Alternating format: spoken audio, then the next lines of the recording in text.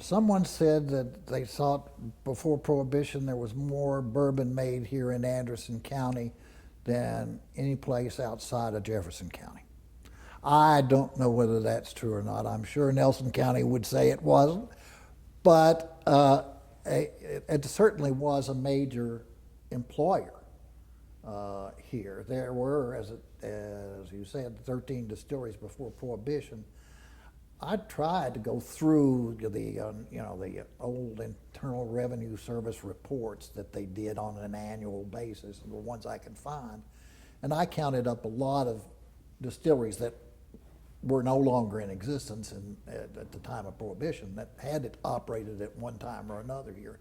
I think I came close to about 25 different distilleries that I found. But some of them only operated a few years, some of them operated for a long time and then were abandoned. So it was a major employer, and Tyrone was a small town, incorporated with its own police department, fire department, its own governing body, its own jail.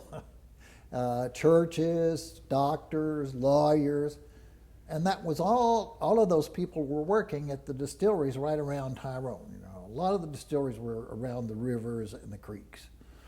Salt River, Gilbert's Creek, Hammond's Creek, and the Kentucky River, and the creeks that run into Kentucky River there at Tyrone, Bailey's Run, and if you go up Clear Creek runs into Bailey's Run at some point up there.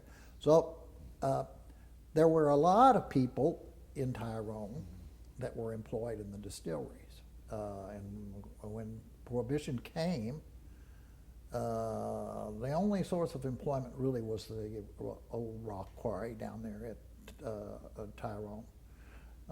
And some of them worked there during Prohibition, but a lot of them left. Tyrone never recovered from Prohibition.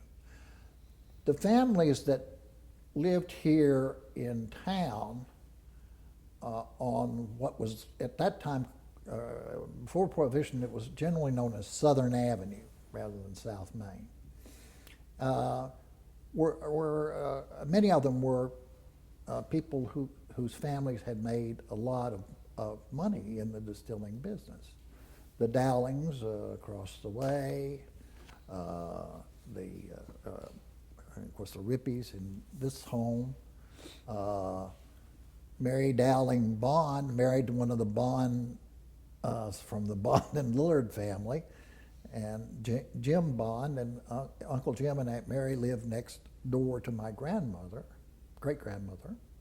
The next house up the street was where the Saffels lived, and two of the Saffel daughters were living there, Lal and Todd. Lal once told me a story about Prohibition. She was a delightful character, and she said, I could have told them Prohibition wouldn't work as long as I had a percolator.